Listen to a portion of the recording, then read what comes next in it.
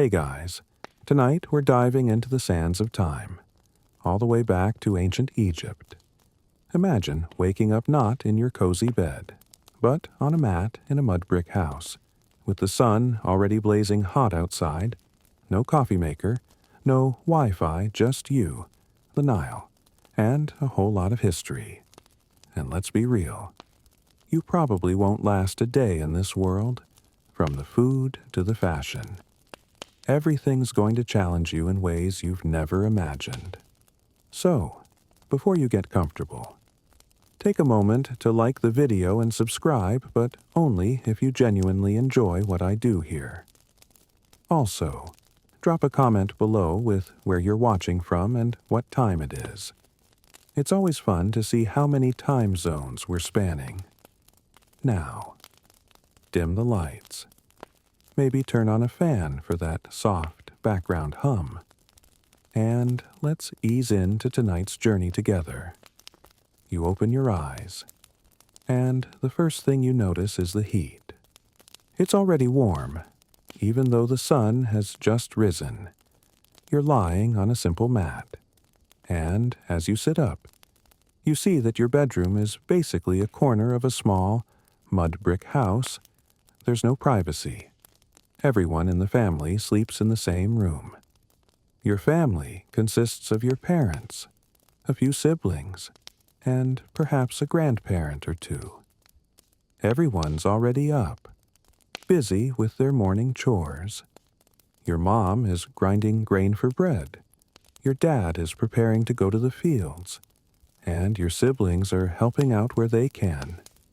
You stumble out of bed, or rather, off your mat, and realize there's no bathroom to run to. In fact, there's no indoor plumbing at all. You'll have to go outside, maybe to a designated area. But let's not dwell on that too much after all. This is a sleep video instead. Let's focus on the more pleasant aspects of starting your day. As you step outside, you're greeted by the sight of the Nile River in the distance. The Nile is the lifeblood of Egypt without it. There would be no civilization here. It provides water for drinking, irrigation for crops, and a means of transportation. You can see people already heading to the river with jugs to fetch water for the day. That's going to be one of your first tasks. But let's not rush ahead just yet. The air is dry and warm. With a hint of dust, you can hear the distant sound of donkeys braying and people chatting as they start their day. The smell of baking bread wafts through the air, mixing with the scent of the river. It's a far cry from the smells of your modern city, but there's something comforting about it, like waking up in a world where life moves at a slower, more natural pace. For breakfast, you're served a loaf of flatbread and a mug of beer. Yes, beer for breakfast, it's a common drink here, safer than water, and it's even given to children and workers. You take a sip and think, well, at least it's not coffee, but it'll have to do. The bread is hearty, made from emmer wheat, and it's surprisingly filling. No sugary cereals or avocado toast here, just simple. Nourishing food that's been sustaining people for thousands of years. As you eat, you look around at your family. Your father is dressed in a simple linen kilt, ready to head out to the fields. Your mother is wearing a longer linen dress, her hair covered with a scarf. Your siblings are helping with various tasks. Some are fetching water. Others are tending to the animals.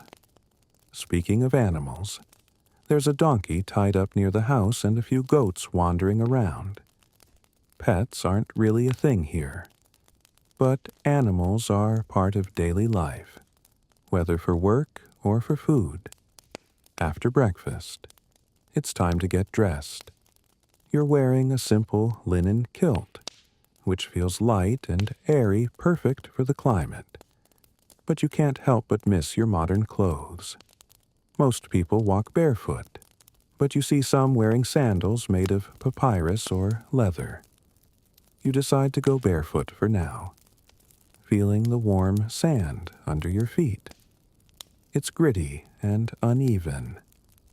Nothing like the smooth floors or carpets you're used to.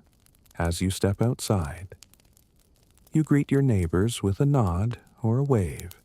Social hierarchies are important here, so you make sure to show respect to those of higher status. But for now, since you're just starting your day, you focus on your tasks.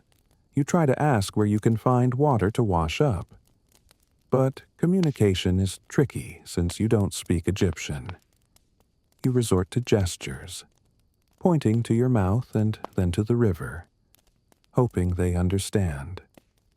A kind neighbor points you in the direction of the river, and you set off, jug in hand.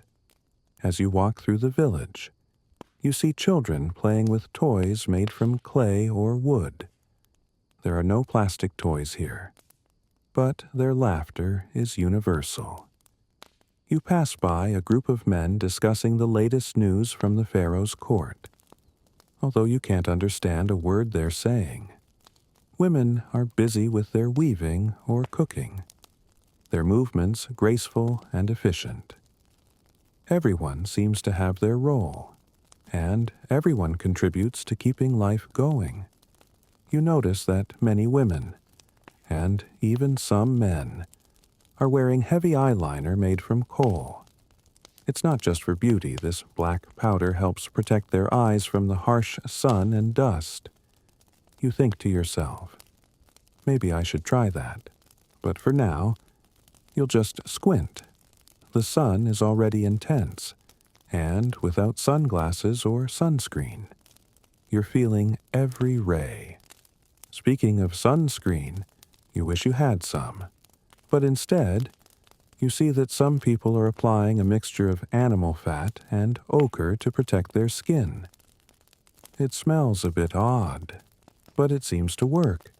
You make a mental note to find some shade when you can, or maybe ask someone how to make that concoction later. Finally, you reach the riverbank, where women and children are filling their jugs. But getting water isn't as simple as turning on a tap. You have to carry heavy jugs back and forth, and the water might not even be clean. You dip your jug into the Nile, watching as the water swirls with sediment. Back home, you'd never drink this, but here, it's what everyone uses. You lift the jug, and immediately feel your arms strain under the weight. How do they do this every day? You wonder if this is what staying hydrated looked like before bottled water. Back at home, your mother is preparing lunch. She's making a stew with vegetables and perhaps some fish from the Nile. You help by chopping vegetables, using a sharp flint knife that requires careful handling. No safety gloves here, just skill and caution. As you work, you think about how different everything is. No electricity, no running water, no modern medicine. It's a simpler life, but also a harder one. You miss your smartphone. But here, communication is face-to-face or through messengers. No texting, no emails, just talking or writing on papyrus, which you don't know how to do. But despite the challenges, there's a certain charm to this way of life. The community is close-knit, and people seem content with what they have. You wonder if you could adapt to this world, but deep down, you know that your modern sensibilities would make it tough. For instance, when was the last time you had to fetch your own water or grind grain by hand? Exactly never. And yet, here, these are just part of daily life. With lunch prepared, the family gathers to eat. There's no table, just mats on the floor where everyone sits cross-legged. The stew is delicious, flavored with herbs and spices that are unfamiliar but tasty.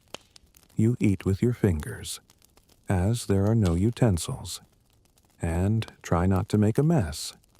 It's messy, but kind of fun, like eating finger food at a picnic. Except this is every meal. After lunch, there's a brief rest period, especially during the hottest part of the day. People retreat to the shade or inside their homes to escape the heat. You find a spot under a tree and lie down, feeling the gentle breeze on your skin. It's peaceful, and for a moment, you almost forget that you're in a different time. But soon, it's time to get back to work. Your father needs help in the fields, so you follow him out to where the crops are growing. The fields are irrigated by a system of canals and shut-offs devices used to lift water from the Nile. It's backbreaking work, but essential for survival. You watch as men and women labor under the sun, their bodies glistening with sweat. You try to help, but your lack of experience shows, and you end up doing more harm than good.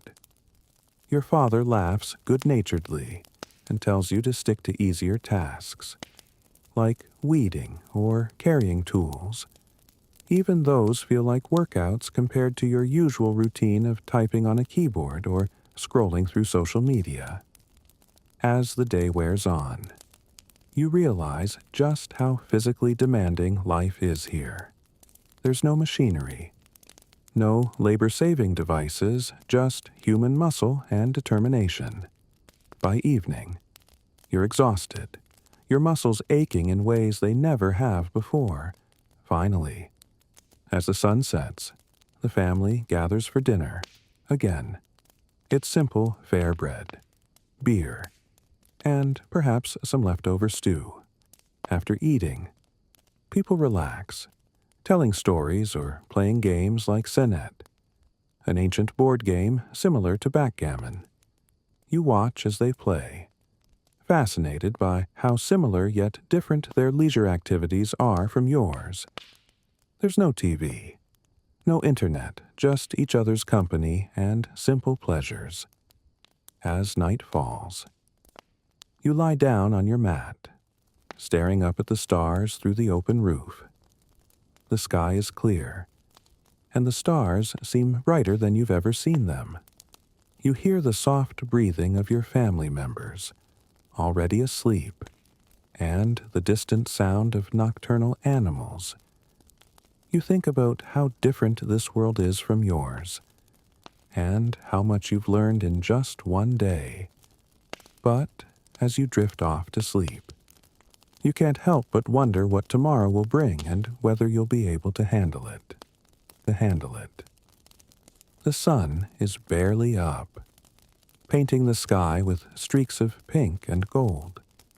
But the heat is already creeping in, wrapping around you like a warm blanket. Your first task today is to fetch water from the Nile, the river that's the heartbeat of this ancient Egyptian village. Back home, you'd twist a faucet and call it a day.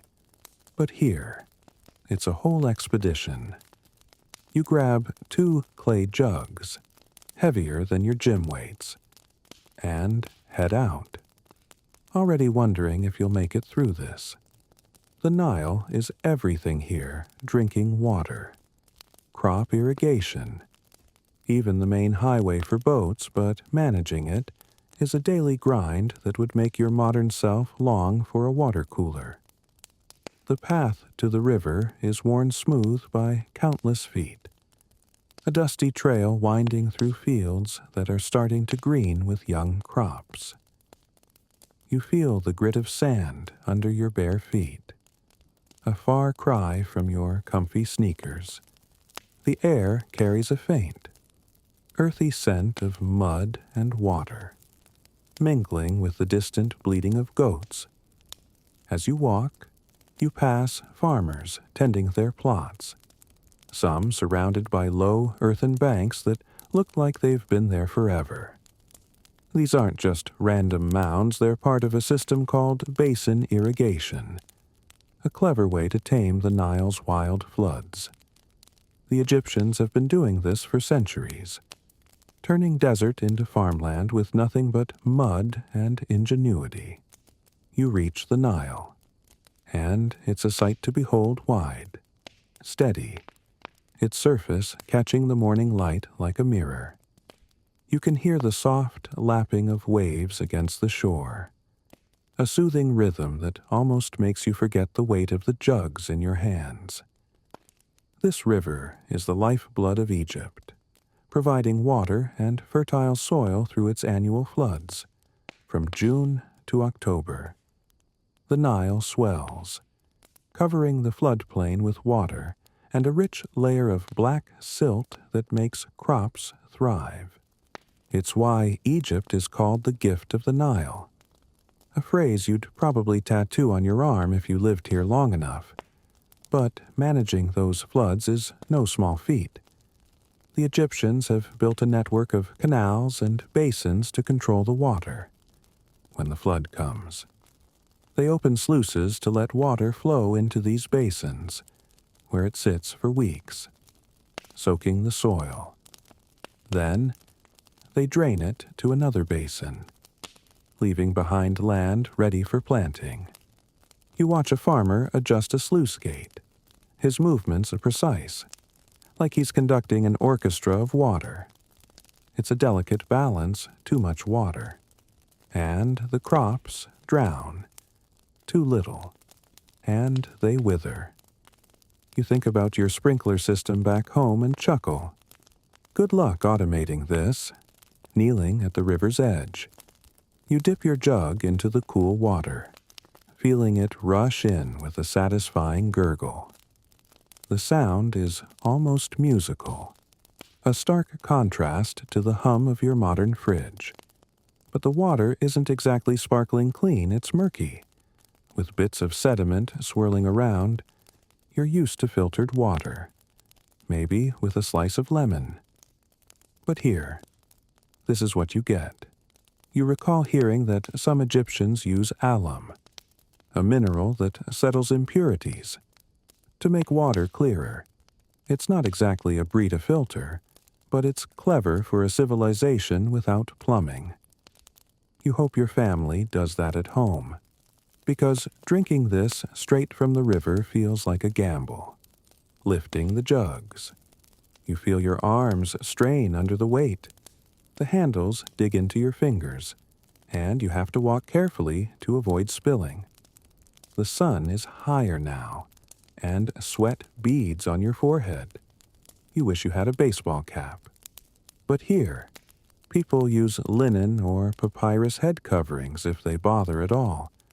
You squint against the glare, promising yourself to find some shade soon. The path back is a test of endurance. With loose stones and shifting sand threatening to trip you, you pass a group of women chatting as they carry their own jugs, their laughter light and easy. They make it look effortless, and you're a little jealous. Back at home, you set the jugs down with a groan, your muscles screaming for a break. Your mother smiles, unfazed, and pours some water into a pot. She adds a pinch of something, probably alum, and stirs it gently. You watch, fascinated, as the water clears, the sediment sinking to the bottom. It's a small miracle, and you can't help but admire the ingenuity. You'll get used to it, she says, noticing your exhaustion.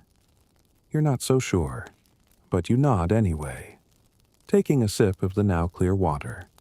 It's cool, with a slight mineral tang. Nothing like your bottled water, but it does the job. The house is simple, with mud brick walls and a packed earth floor. The air smells of baking bread from the outdoor oven, a comforting scent that makes your stomach rumble. Water isn't just for drinking here, it's for cooking, cleaning, and irrigating the fields. You think about how much you take running water for granted back home. No dishwashers, no washing machines, just you. These jugs, and a whole lot of effort. Your father calls you to the fields, where the real work begins. The basins you saw earlier are part of a larger system, with canals stretching out like veins from the Nile. Some farmers are using shadufs, those lever-like devices with a bucket on one end and a counterweight on the other. You stop to watch one in action. The farmer pulling down the pole to dip the bucket into a canal, then letting the counterweight lift it back up. It's almost hypnotic. The smooth motion of water being poured into a higher basin. You try it yourself, but your arms give out halfway, and the bucket splashes back into the canal. The farmer chuckles, and you laugh too, muttering, "Guess I'm not cut out for this." The fields are divided into neat squares, some still flooded, others drying out to reveal rich, black soil. Your job is to help break up the clumps with a hoe, but it's back-breaking work. The sun beats down, and you're sweating through your linen kilt. Your father shows you how to swing the hoe properly, his movements efficient and practiced.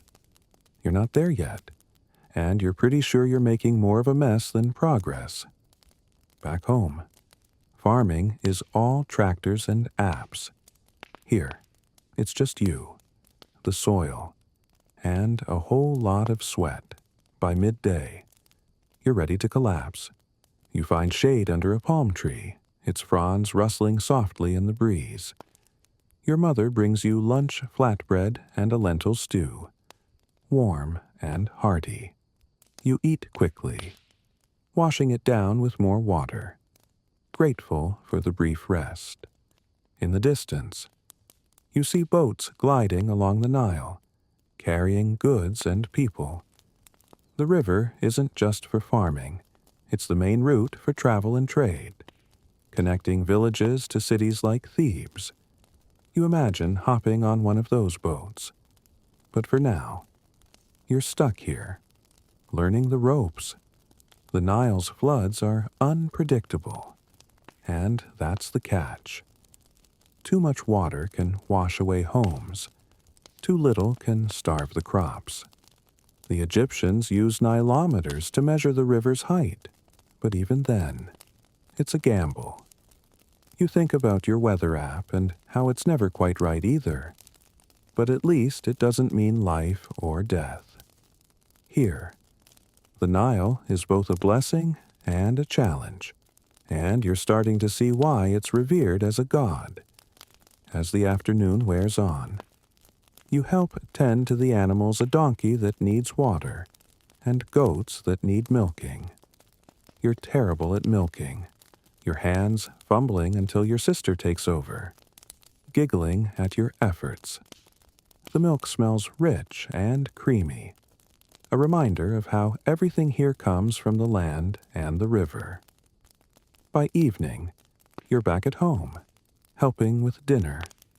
Your mother kneads dough for bread, the smell filling the air as it bakes on a hot stone. You eat together on mats, sharing bread, cheese, and vegetables under the fading light. As night falls, you sit outside, the sky turning a deep indigo. The stars are bright, and the sound of crickets fills the air. You're exhausted, your body aching from the day's work. Water management here is a constant task, from fetching jugs to irrigating fields, and it's all tied to the Nile's rhythm. You've learned more than you expected today, and as you lie down on your mat, you feel the weight of it all. The river will keep flowing, and tomorrow, you'll do this all again. It's all again. The midday sun hangs high, its heat softened by the shade of your mud brick home, where you've retreated after a morning hauling water from the Nile. Your arms still ache from those heavy jugs. But your mother's call for lunch pulls you to the present. You settle onto a woven mat spread across the packed earth floor. The air thick with the warm, yeasty scent of freshly baked bread. Your stomach rumbles, eager for a break from the day's labor.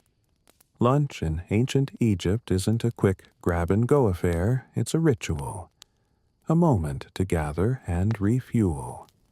And you're about to discover just how different it is from your modern meals. Your mother places a large loaf of bread in the center of the mat, its crust still steaming from the outdoor oven. It's made from emmer wheat, one of Egypt's staple grains, ground into flour by hand. You break off a piece, feeling the crust crackle under your fingers, and take a bite. It's dense and chewy, with a gritty texture from the sand that sneaks into the flour during grinding. This bread's so tough. You joke softly. You could fend off a crocodile with it. Your family chuckles. Unfazed, they've eaten this their whole lives. Bread is the backbone of the Egyptian diet, eaten at every meal, and it's as essential as the Nile itself. You pair the bread with a mug of beer, not the crisp, fizzy kind, you know, but a thick, cloudy brew that's more like liquid bread. It's so thick, you say, half laughing, you could eat it with a spoon. Your father nods, sipping his own mug. This beer is a daily staple, consumed by everyone from children to laborers. It's not just a drink, it's packed with protein, minerals, and vitamins, making it a nutritional powerhouse. In fact, it's so valuable that it's used as currency, with workers often paid in jars of beer. You take a sip, tasting its slightly sour, grainy flavor, and realize it's more filling than you expected. Your sister passes you a bowl of lentil stew, fragrant with onions, garlic, and herbs from the garden. The flavors are simple but hearty, and you scoop it up with another piece of bread. There's also a plate of fresh vegetables, crisp cucumbers, tender lettuce, and sharp radishes grown in the fertile soil along the Nile. You dip them in a mix of oil and vinegar, savoring the tangy bite. It's a far cry from your usual burgers or takeout, but there's a wholesome charm to it. The food feels alive, tied to the land and the river you saw earlier.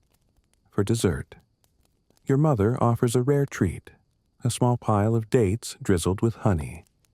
Dates grow in abundance along the Nile, and honey is a prized sweetener, reserved for special moments. You savor the sticky sweetness, letting it linger on your tongue. It's a reminder that while the Egyptian diet is simple, it's not without its pleasures. You think about your modern snacks chips, candy bars, and realize you don't miss them as much as you thought. As you eat, you reflect on how different this is from your world. Back home, meals are often rushed, pulled from a fridge or ordered online. Here, everything is made from scratch, with ingredients fresh from the fields or the river. There's no processed food, no drive-thrus, just honest, nourishing meals that fuel the hard work you've been doing. But it's not without challenges. The gritty bread, for instance, wears down teeth over time. Archaeologists have found mummies with teeth ground down from years of eating it. And the Nile's water, as you learned earlier, can be risky to drink, which is why beer is so central. It's safer, brewed to kill off contaminants, and it's a lifeline in this desert land. You help your mother clean up, washing clay bowls in a basin of water you fetched this morning. There's no dishwasher, just your hands and a bit of sand to scrub away the grime. As you work, your mother explains how bread is made. The process starts with harvesting emmer wheat or barley, threshing it to separate the kernels, and grinding it into flour with a stone quern. It's grueling work, often done by women, and the sand from the quern inevitably mixes in. The flour is then mixed with water and yeast, left to rise, and baked in a clay oven. You imagine the hours of labor behind each loaf and feel a new appreciation for the bread you just ate. She also tells you about beer making, which is surprisingly similar. Malted grain is soaked and fermented in water, creating that thick, nutritious brew. Some beers are flavored with dates or herbs, and certain types are even used as medicine, believed to cure everything from headaches to infertility. You raise an eyebrow at that modern medicine it's not. But it's fascinating how food and drink double as remedies here. As the afternoon unfolds, you head back to the fields with your father. The meal has given you energy, and you realize the Egyptian diet is built for labor like this. The carbohydrates from bread and beer, the protein from lentils, it's all designed to keep you going. Meat, though, is a rare treat. Most families eat it only during festivals or when they can afford it. The wealthy might enjoy beef or poultry, but for you, it's mostly vegetables and grains. Fish from the Nile is more common, and you see fishermen casting nets as you pass the river, their boats bobbing gently. For dinner, your family prepares a small fish, caught fresh and grilled over an open fire. The smell is mouth-watering, and you dig in, tearing off pieces with your fingers. This fish is so fresh. You joke. It's practically swimming on the plate. Your family laughs, enjoying the moment. The fish is paired with more bread and a salad of greens, making for a satisfying end to the day. As you eat, your grandfather shares stories about food's deeper meaning, for offerings to the gods or the dead. Bread is often shaped into animals like geese or cattle, or into symbolic forms like obelisks. These loaves aren't just food, they're art, crafted for spiritual purposes to ensure a good afterlife. You're struck by the creativity, how even something as simple as bread carries cultural weight. Back home, bread is just a sandwich base. But here, it's a connection to the divine. He also mentions garlic, a favorite in your family's meals, beyond its bold flavor. It's believed to ward off evil spirits and protect against disease. You've noticed garlic in every dish today, and you wonder if it's keeping you safe or at least making your breath a little stronger.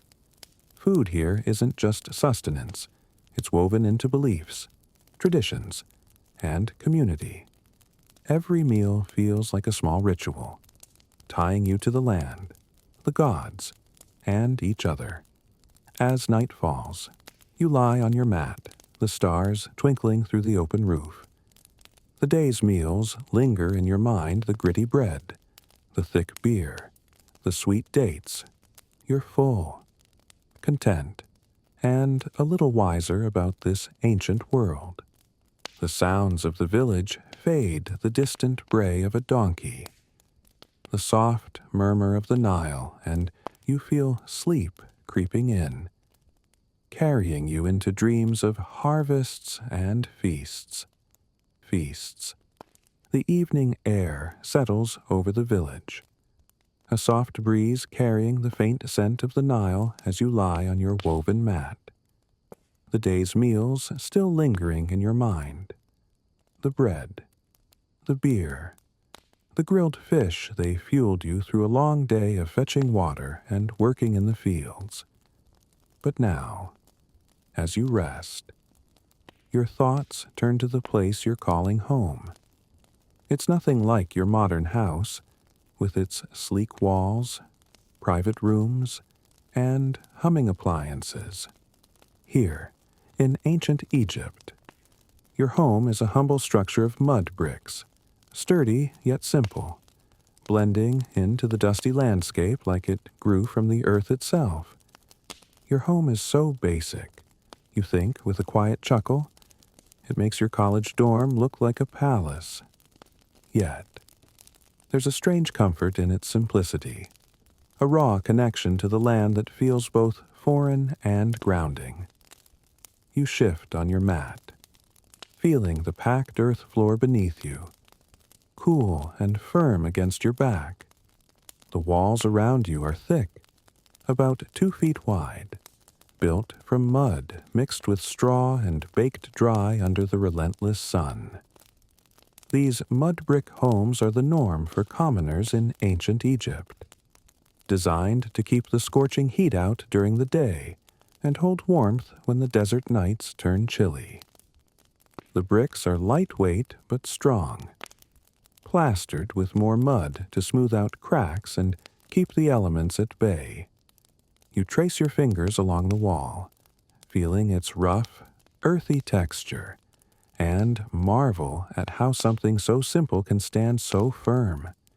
It's a testament to the ingenuity of these people, using the Nile's Gift's mud and straw to create shelter in a harsh land. But privacy. That's a concept you're quickly learning doesn't exist here.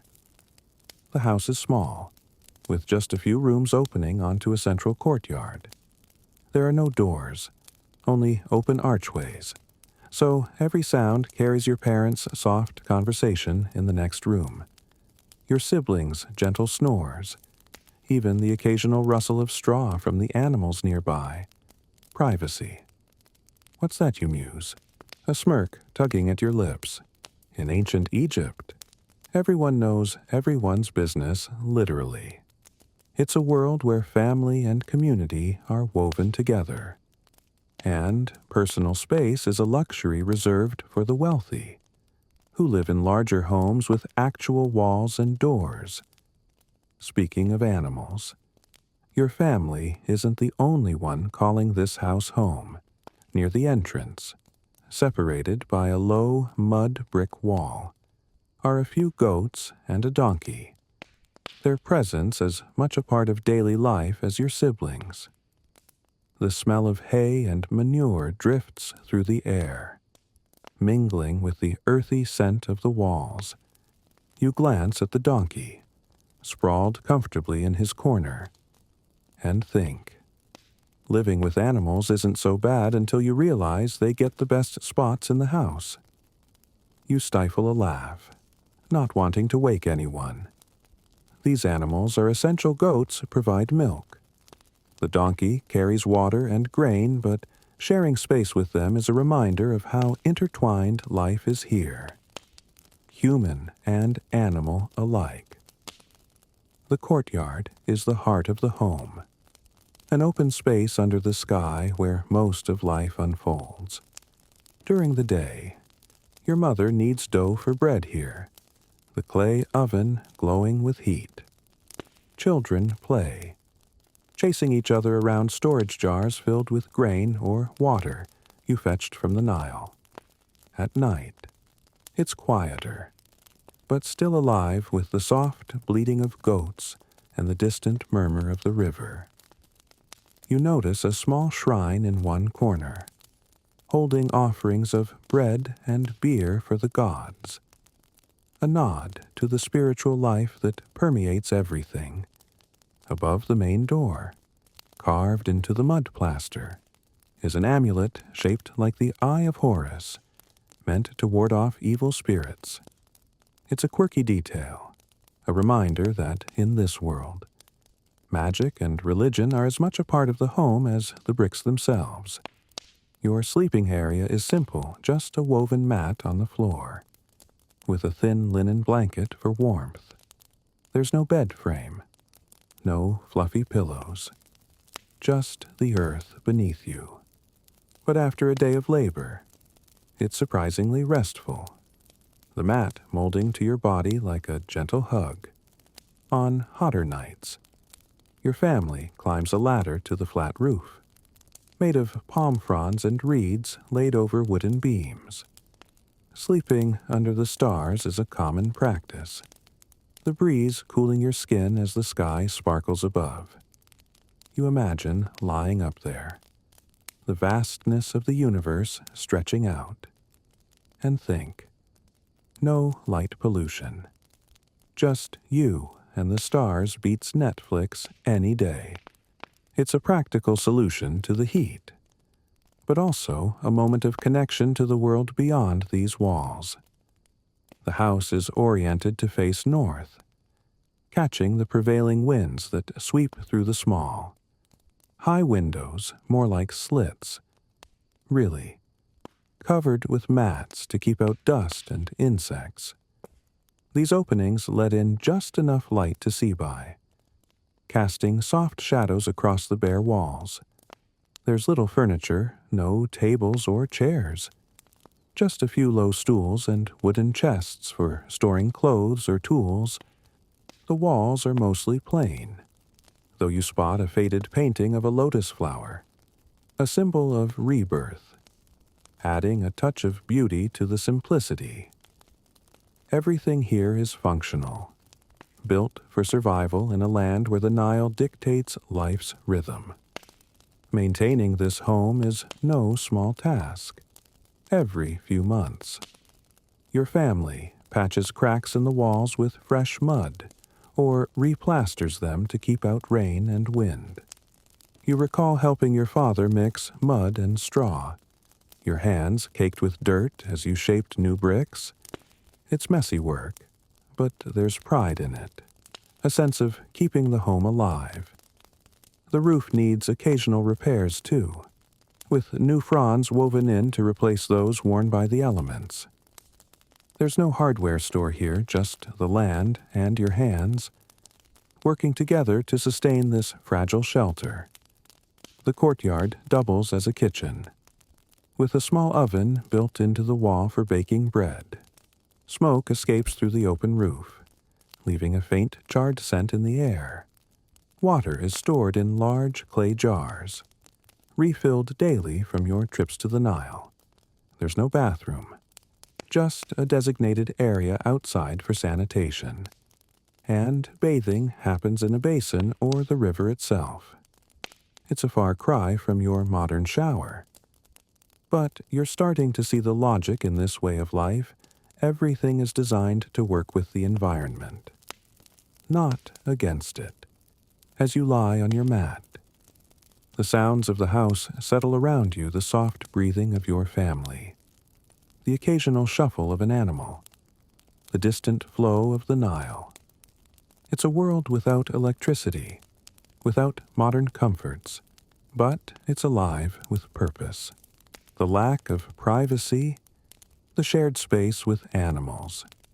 The simplicity of it all, it's challenging, but there's a warmth to it, a sense of belonging that's hard to find in your world of locked doors and Wi-Fi signals. You close your eyes, feeling the cool earth beneath you, and let the rhythm of this ancient home carry you toward sleep. The stars twinkle above the flat roof of your mud brick home, where you've drifted into a quiet moment after a day of fetching water, eating gritty bread, and marveling at the simplicity of your surroundings.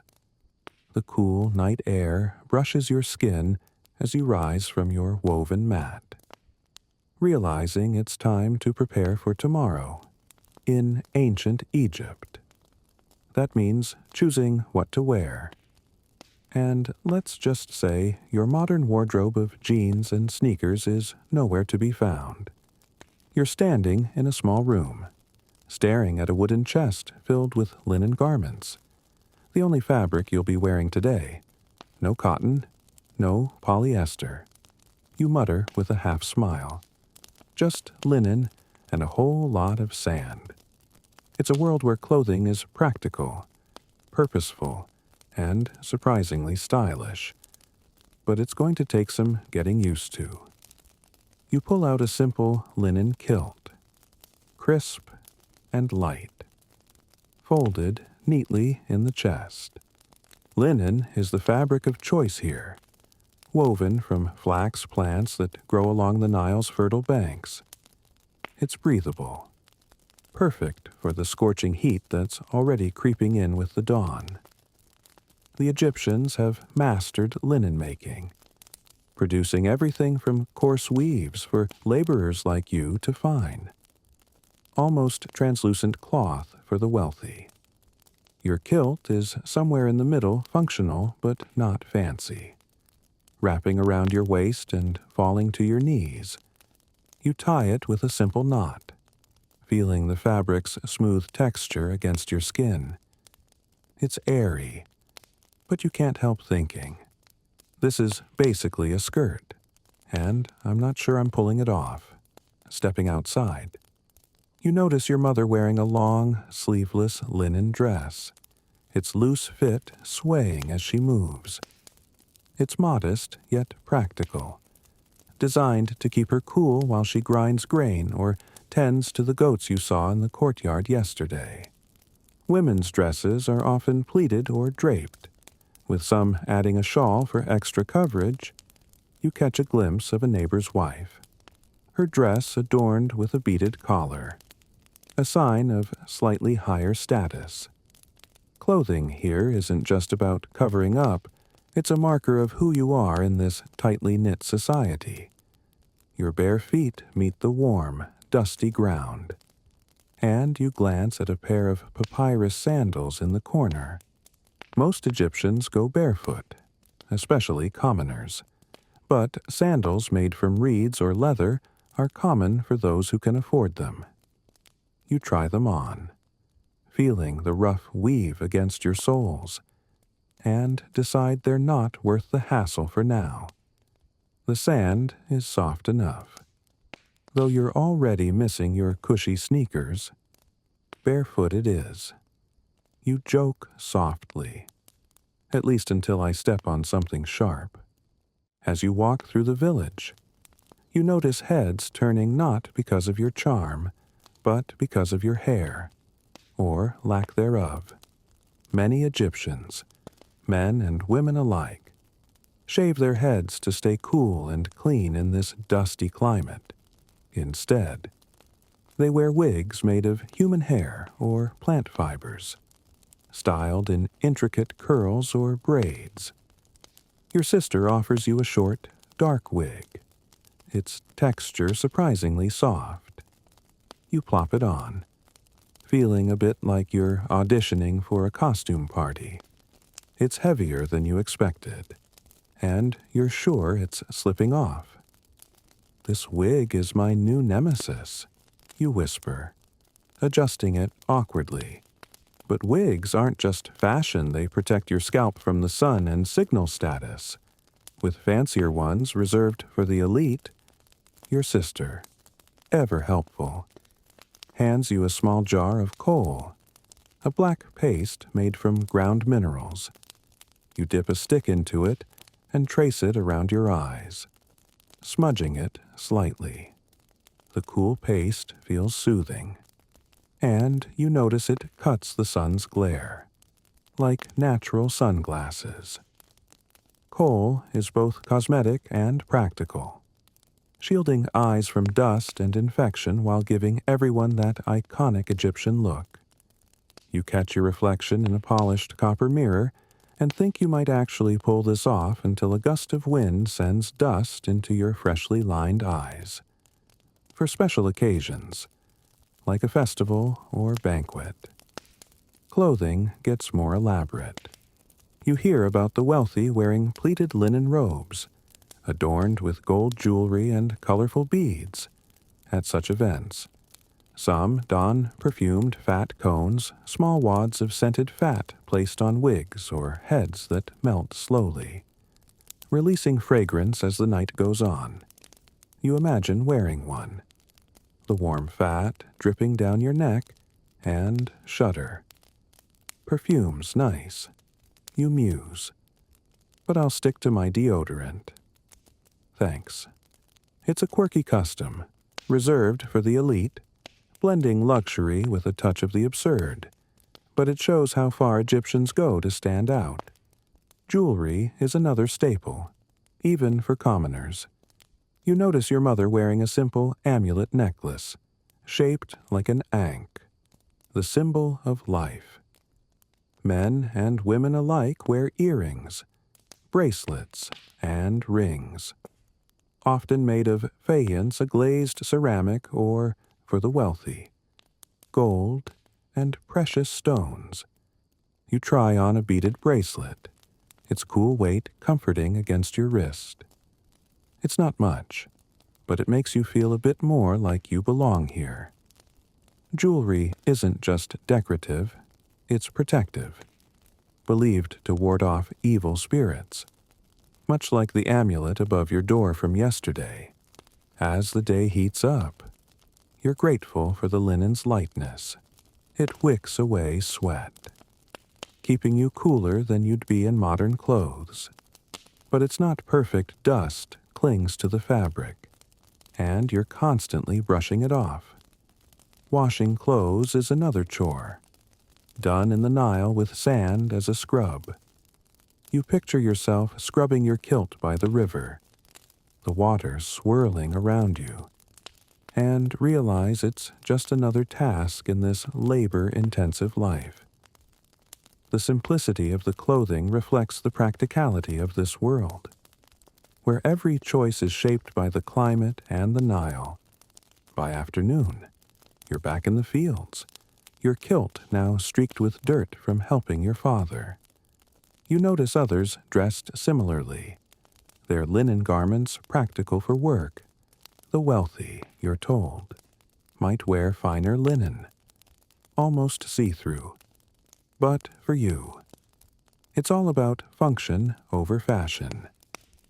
You pass a group of children, some wearing nothing but a belt of beads, their skin tanned by the sun. Clothing rules are looser for kids, but even they wear protective amulets, tying them to the spiritual world you're starting to understand. As evening approaches, you return home, the linen kilt now feeling like a second skin. Your wig, though, is another story. It's hot and itchy, and you're tempted to ditch it. Your mother insists you keep it on for a small village gathering tonight, where you'll see more elaborate outfits. You're curious but exhausted, the day's work and new wardrobe weighing on you. You sit in the courtyard, the air cooling as the sun dips below the horizon. The faint scent of linen and dust lingers, a reminder of this world's simplicity and resilience, lying on your mat that night. You think about how clothing here is more than just fabric. It's a shield against the sun, a marker of status, a link to the gods.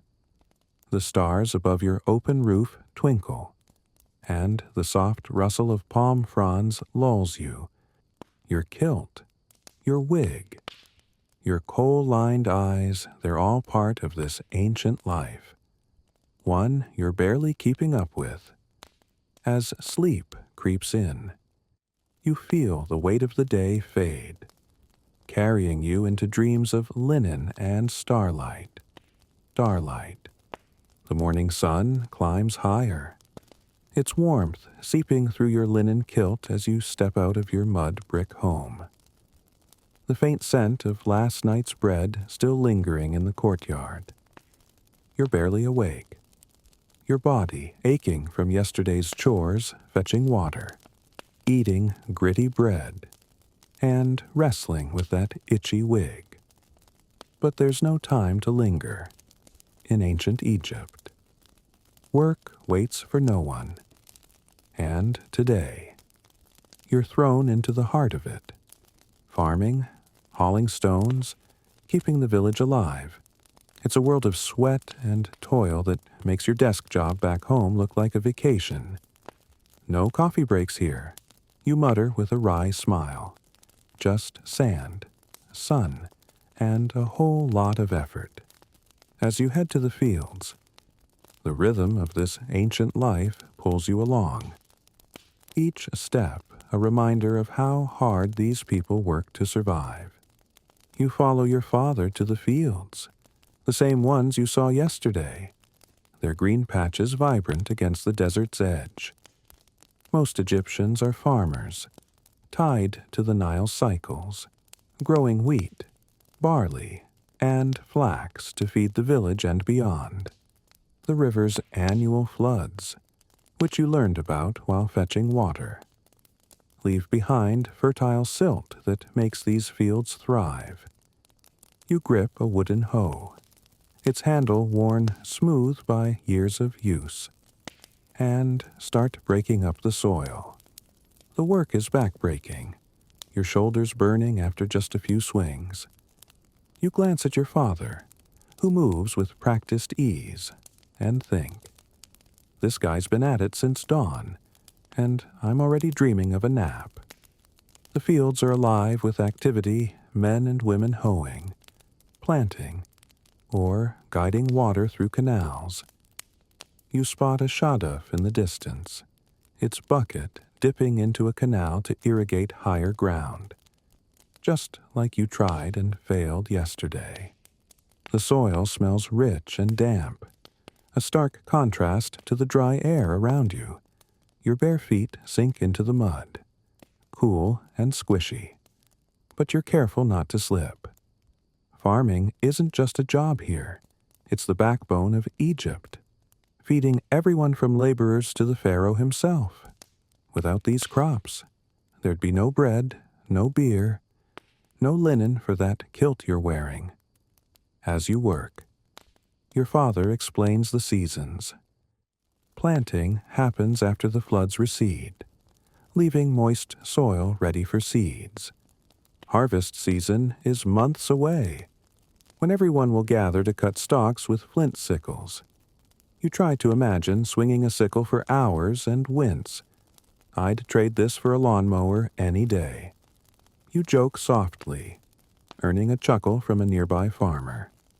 The tools here are simple hoes, plows pulled by oxen, baskets for carrying grain, but they get the job done. You're amazed at how much effort goes into every loaf of bread you ate yesterday.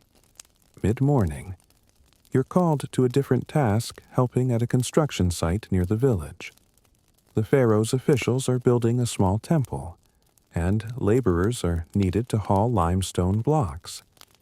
You join a group of men, your linen kilt already streaked with mud, and grab a rope tied to a sled.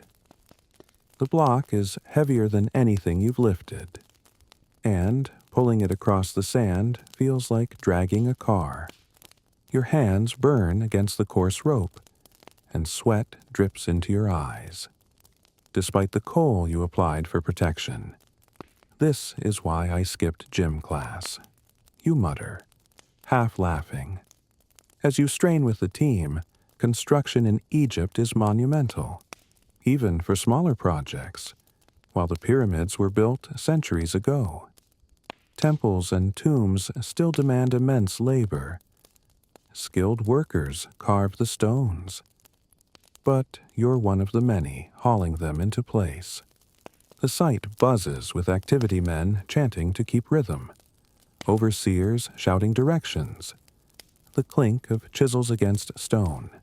The air smells of dust and sweat, with a faint tang of the Nile nearby. You're amazed at the precision, how each block fits perfectly. A testament to the skill behind Egypt's grand monuments. At noon, you get a break, and here's where things get interesting. Workers are paid not in coins but in rations of bread and beer, delivered in clay jars. Your share includes a jug of that thick, cloudy beer you drank yesterday, along with a loaf of bread. It's not much, but it's enough to keep you going. In fact, laborers on big projects, like the pyramids, could receive up to a gallon of beer a day as part of their wages. You take a sip, the sour flavor familiar now, and think. Getting paid in beer. Maybe this job isn't so bad. The other workers laugh, clinking their jars with yours, and for a moment, you feel part of this ancient crew. The beer ration is more than a perk. It's a cultural quirk, a sign of how central beer is to the society. It's not just refreshment, it's calories, hydration, and even a social glue that binds workers together. You sit in the shade of a palm tree, the fronds rustling softly, and eat your bread. Its gritty texture reminding you of the sand in the fields. The break is short, and soon you're back to work. This time carrying smaller stones to a storage area. Your muscles ache, and you're starting to understand why rest is so precious here. By afternoon, you're back in the fields, helping to repair a canal bank that's starting to crumble. You mix mud and straw, just like for the walls of your home, and pat it into place. The work is repetitive, almost meditative. The soft slosh of water in the canal blending with the hum of voices around you. You're exhausted, but there's a rhythm to it, a sense of purpose that keeps you moving. The Nile's water, the crops, the buildings all depend on this labor, and you're part of it, even if your modern self is screaming for a break. As the sun dips lower, you head home, your body heavy with fatigue. The village is quieter now, the day's work winding down. You pass women weaving flax into linen, their hands moving with the same steady rhythm you've seen in the fields. At home, your mother is preparing dinner, the familiar smell of baking bread filling the courtyard. You collapse onto a stool, sipping water from a jar you fetched days ago, and feel the weight of the day settle over you. Work here is relentless, but it's also life. Every swing of the hoe, every stone hauled, builds this world, lying on your mat that night, the stars visible through the open roof. You think about the labor that defines this place, the fields, the temples, the Nile, they're all tied together, and you're just one small piece of it. The soft bleating of goats in the courtyard, the distant flow of the river, it all lulls you, your aching muscles relaxing into the earth. Sleep creeps in, carrying you into dreams of fields and stone. The dawn light filters through the high slits of your mud brick home, casting soft shadows across the packed earth floor where you've just rolled up your woven mat. Yesterday's labor in the fields and at the construction site left your muscles sore, but the village is already stirring, and you're expected to join the day's rhythm.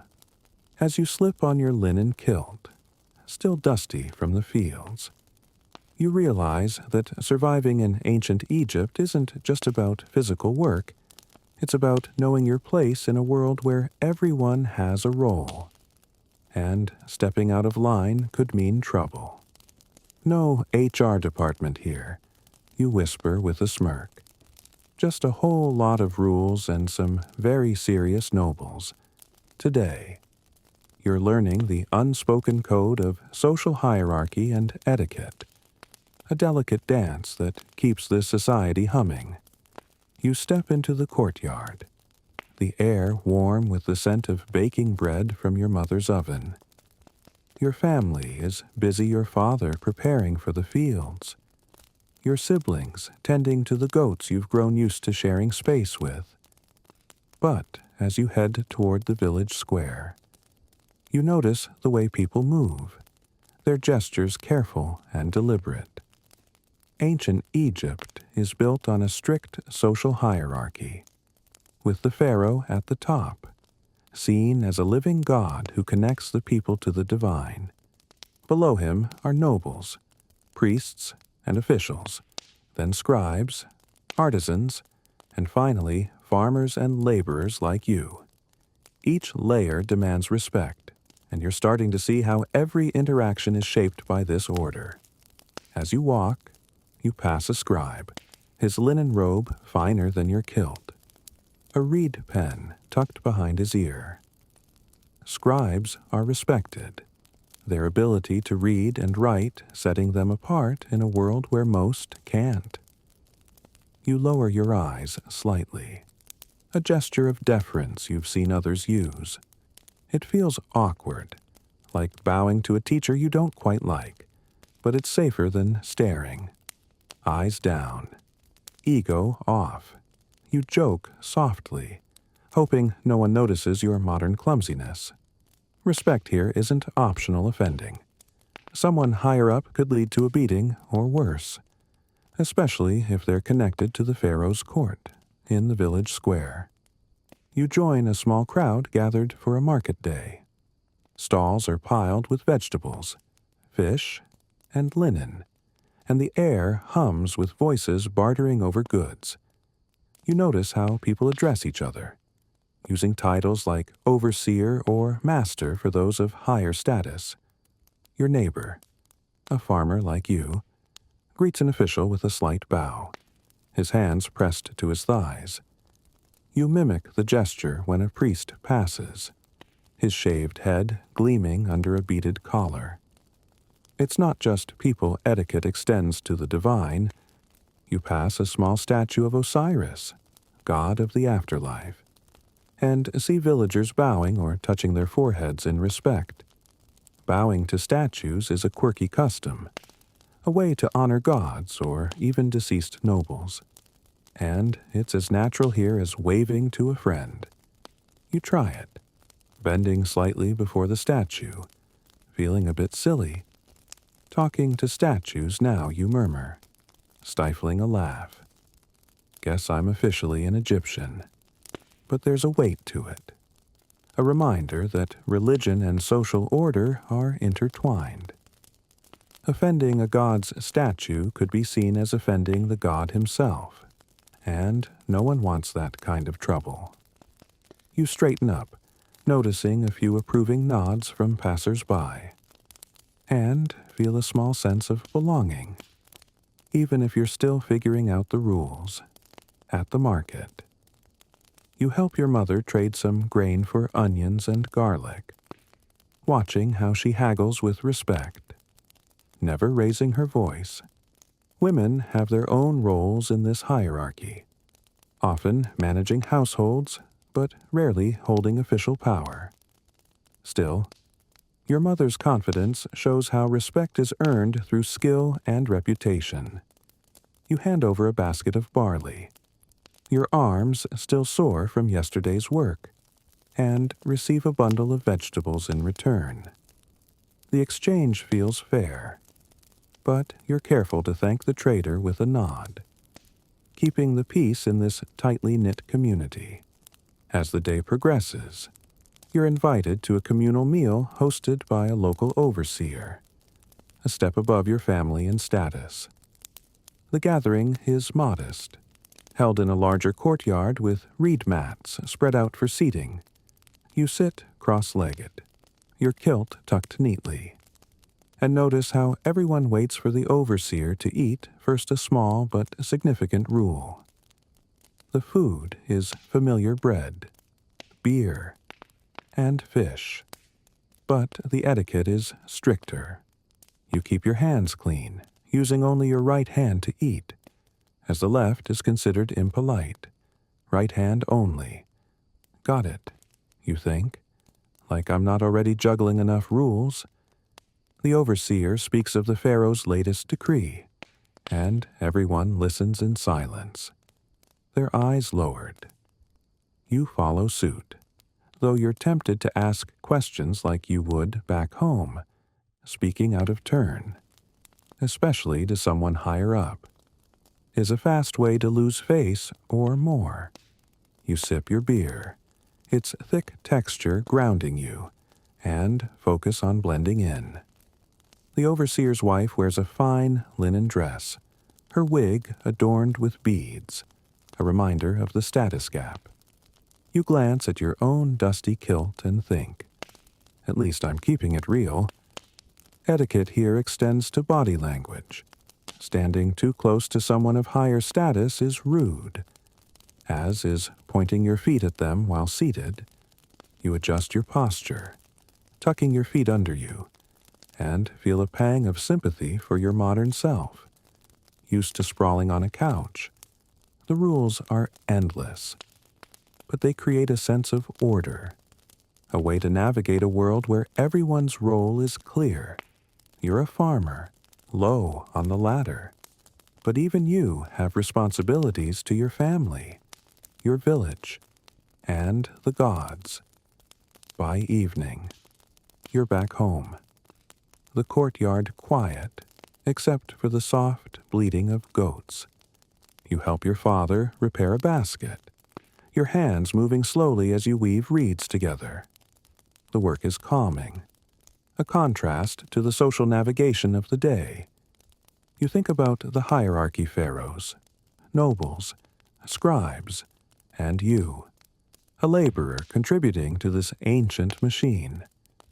It's exhausting, but there's a strange beauty in it, a system that's kept Egypt thriving for centuries. Lying on your mat that night, the stars twinkling through the open roof, you reflect on the day's lessons, knowing your place, bowing to statues, eating with the right hand.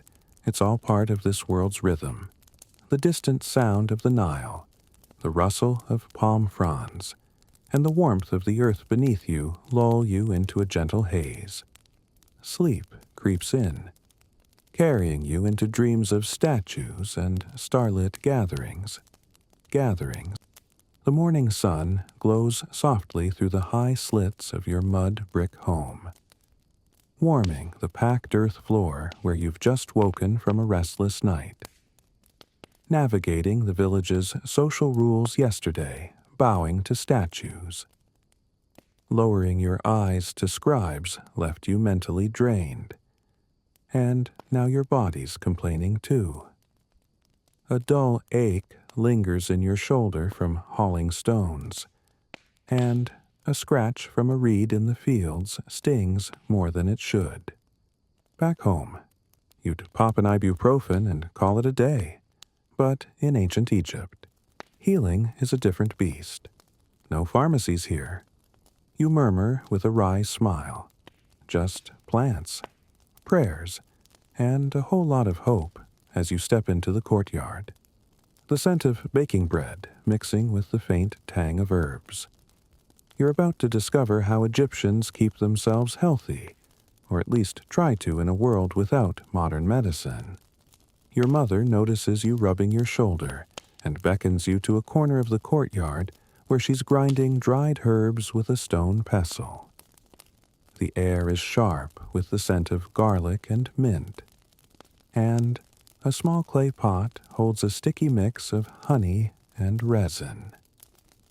Ancient Egyptians are skilled at using plants and natural ingredients to treat ailments, a practice that's surprisingly effective for its time. Garlic, like the kind you ate in yesterday's stew, is a favorite for fighting infections, while honey soothing on those dates you enjoyed is applied to wounds to prevent swelling. Your mother smears a dab of honey on your scratch, its cool sweetness calming the sting. You're impressed, but you can't help thinking, honey on cuts, I'd rather have a Band-Aid. She hands you a bitter herbal drink, brewed from willow bark, to ease your shoulder pain. It tastes like dirt, and you wince, muttering, "This is why I stick to coffee." But willow bark is a natural painkiller, containing a compound similar to aspirin, and you feel the ache dull slightly as you sip. Egyptian physicians, often priests trained in both medicine and magic, rely on such remedies, documented on papyrus scrolls like the Eber's Papyrus. They treat everything from headaches to digestive issues with plants, minerals, and animal products, blending science with a touch of mysticism. As you follow your mother to the village healer's house, you pass the Nile, its gentle lapping a soothing backdrop. The healer, a priest with a shaved head and a linen robe finer than your kilt, is tending to a neighbor with a swollen ankle. You watch as he massages it with a mix of oil and frankincense, muttering an incantation to Sekhmet, the goddess of healing. Medicine here isn't just physical, it's spiritual. Every treatment comes with prayers or spells to chase away evil spirits believed to cause illness. You're skeptical, raised on germ theory. But the neighbor seems comforted, and you can't deny the ritual's calming effect. Like a lullaby for the soul, the healer's home is filled with jars of herbs, dried animal parts, and small amulets shaped like the eye of Horus, meant to protect against disease. You spot a curious ingredient, a jar labeled with a crocodile hieroglyph. Your mother explains that crocodile dung, mixed with other substances, is sometimes used as a poultice or even in fertility treatments. You blink, trying not to grimace. Crocodile dung. Really, you whisper, half laughing, "I'll pass on that prescription." It's a quirky practice, not as common as herbs, but documented in medical texts, showing how far Egyptians go to find cures in their environment. You're grateful your scratch only needed honey. For more serious issues, like broken bones or deep wounds, Egyptians turn to surgery. The healer shows you a set of bronze tool scalpels, forceps, even a small saw used for setting bones or draining abscesses. They're crude compared to modern instruments, but the skill behind them is remarkable. Physicians can drill holes in skulls to relieve head injuries, a procedure called trepanation, and many patients survive. You shudder at the thought, imagining a bronze blade near your head, and decide your shoulder pain isn't that bad. Still, it's humbling to see how advanced the society is, even without x-rays or antibiotics. Hygiene is another key to health, though it's nothing like your modern shower routine. You bathe in the Nile or a basin, using Notron, a natural salt, as soap to scrub away dirt. Shaving your head, as you learned when trying that wig, keeps lice at bay, and kohl around your eyes, applied yesterday, fights infections. These habits make sense in a dusty, hot climate, but they're labor-intensive, and you miss your hot water and shampoo. The Nile's water, while life-giving, can carry parasites. So you're careful to drink beer or treated water, as you saw with the alum days ago. By afternoon, you're helping your mother prepare more remedies, crushing aloe for burns and mixing myrrh for sore throats. The repetitive motion is soothing, the soft grinding of the pestle blending with the distant bleating of goats. You realize health here is a community effort. Families share remedies. Healers serve everyone, and the gods are always watching. Disease is common, especially eye infections from dust or malaria from mosquitoes, and life expectancy hovers around 30-35 years.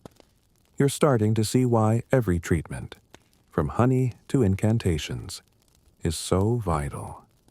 As evening falls, you join a small ritual at the village shrine, where offerings of bread and beer are laid before a statue of Bes, protector of households, the healer chants, asking for health and strength, and you bow, remembering yesterday's lesson about statues. The flickering torchlight casts shadows on the mud brick walls, and the air smells of incense and river mud. It's a moment of peace, a reminder that healing here is as much about faith as it is about herbs. Back home, you sit in the courtyard, the stars beginning to sparkle above. Your scratch feels better, your shoulder less painful, and you're grateful for the care you've received. Even if it's worlds away from a doctor's office, the soft hum of the village crickets, the Nile's flow, your family's quiet voices wraps around you. Health in ancient Egypt is a delicate balance of nature, skill, and belief, and you're just beginning to understand it as you lie on your mat, the cool earth beneath you. Sleep creeps in, carrying you into dreams of herbs and healing hands. The morning air is still, the faint scent of incense lingering in your mud brick courtyard as you rise from your woven mat, your body less sore thanks to yesterday's honey and herbs. The village hums with quiet purpose, and you feel the weight of its rhythm work. Food, social rules, and now, something deeper. In ancient Egypt, religion isn't just a Sunday affair. It's woven into every moment. From the bread you eat to the stars above your open roof. You're about to join a ritual at the village shrine, and your modern skepticism is already squirming. No Netflix and chill here. You whisper with a smirk. Just gods, offerings, and a whole lot of faith as you slip on your linen kilt, the Nile's distant murmur calling. You're stepping into a world where the divine shapes everything. You follow your family to a small shrine near the village square, a modest structure of mud bricks adorned with carvings of lotus flowers. The air is thick with the smoky sweetness of burning myrrh, and a statue of Bes, the dwarf-like protector of households, stands at the center. Ancient Egyptians worship a vast pantheon of gods, each with a role in keeping the world spinning. Ra, the sun god, brings light. Osiris rules the afterlife. Isis heals with magic. These gods aren't distant, they're as real as the Nile, and neglecting them could upset Mahat, the cosmic balance that holds chaos at bay. You've seen offerings of bread and beer at home, but today's ritual is communal, a way to honor the gods and ensure their favor. Your mother places a loaf of bread, shaped like a fish, before the statue, alongside a jar of beer from yesterday's brew. You help carry a basket of dates, their sticky sweetness clinging to your fingers. The village priest, his shaved head gleaming, chants softly, his voice rising and falling like a lullaby. You bow, as you did to statues yesterday, feeling the familiar awkwardness. Bowing to a statue again, you mutter, "Guess I'm getting the hang of this," but the act feels heavier here. A shared moment of reverence that ties the village together. The priest sprinkles water from the Nile, its cool droplets catching the light, and you feel a strange calm, like the ritual is soothing your modern doubts. As the chant fades, you linger by the shrine, noticing a small amulet shaped like the Ankh, the symbol of life, tucked into the offerings. Religion here is personal. Every home has a shrine, and amulets protect against evil, like the Eye of Horus above your door, but it's the afterlife that looms largest. Egyptians believe death is a journey to a new life. Judged by Osiris in the Hall of Truth, your heart, they say, is weighed against a feather, if it's heavy with sin. A monster devours it. You shudder, thinking of your modern stress-eating habits, and joke softly. My heart's probably heavier than a pyramid by now. The idea is intense, but it explains why everyone's so devoted eternity's on the line. You learn more from your grandfather, who joins you by the Nile's edge, the water glinting under the rising sun. He speaks of mummification, how bodies are preserved to house the soul in the afterlife. It's not just for pets like cats, dogs. Even falcons are sometimes mummified to join their owners. You raise an eyebrow, picturing your old goldfish wrapped in linen. Mummifying my pet hamster. You chuckle. That's next-level love. It's a quirky custom, but it shows how deeply Egyptians value life, human or animal, and their hope to carry it into eternity. Cats, sacred to Bastet, are especially honored, their tiny mummies buried with care. By midday, you're back in the fields, the spiritual weight of the morning grounding your work. You hoe the soil. It's rich, damp scent filling the air. And notice farmers pausing to pray at a field shrine to Renenutet, goddess of harvests. Religion isn't separate from labor, it's part of it. A way to thank the gods for the Nile's gifts. You try a quick prayer, feeling a bit silly but oddly connected to the earth beneath you. The hoe's steady rhythm, the soft slosh of canal water, and the distant hum of village voices create a meditative calm, easing you into the day. Later, you join a festival procession heading to a larger temple outside the village. The crowd carries statues of Isis and Osiris, their carved faces serene under golden sun discs. You help hold a canopy of linen, its fabric cool against your palms, shielding the statues from the sun. The air vibrates with drums and sistrums, their rattling rhythm blending with chants. You're swept up in the energy, your modern self fading as you sway with the crowd. The temple looms ahead, its stone walls carved with hieroglyphs, a far cry from your village's mud bricks. Inside, priests offer wine and incense, the smoky scent curling upward, and you feel a quiet awe, like you're part of something timeless. As evening falls, you return home, the festival's glow lingering in your mind. Your family gathers in the courtyard, the stars twinkling above. Your sister tells stories of the gods, how Ra sails his solar boat across the sky, battling chaos each night. The tales are vivid, almost tangible. And you realize religion here isn't just belief. It's a way to understand the world. You lie on your mat, the cool earth beneath you, and feel the day's rituals settle into your bones. The soft bleating of goats, the Nile's distant flow, and the faint scent of myrrh wrap around you. Spirituality in ancient Egypt is life itself, and as sleep creeps in, you drift into dreams of gods and golden boats.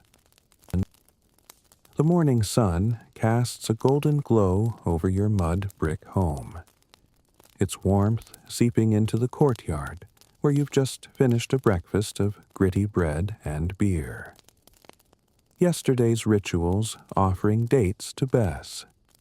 Swaying in the festival procession left you awestruck by the spiritual depth of this village. But today, as you step into the dusty paths, your mind shifts to a different kind of knowledge education. In ancient Egypt, Learning isn't for everyone, and the idea of school feels as distant as your modern laptop. No textbooks or Wi-Fi. You murmur with a smirk, just reads, ink, and a whole lot of patience as you head toward the village, the Nile's soft murmur in the distance. You're about to see how knowledge is passed down in a world where literacy is a rare privilege. You pass children playing in the fields, their laughter mingling with the bleating of goats. Most kids here don't go to school, they learn by doing. Helping with crops or chores like you've been doing. Farming, weaving, fishing. These are the skills passed down through families, taught by parents and practice. You've already picked up how to hoe soil and carry water. But reading and writing. That's a different world, reserved for a select few.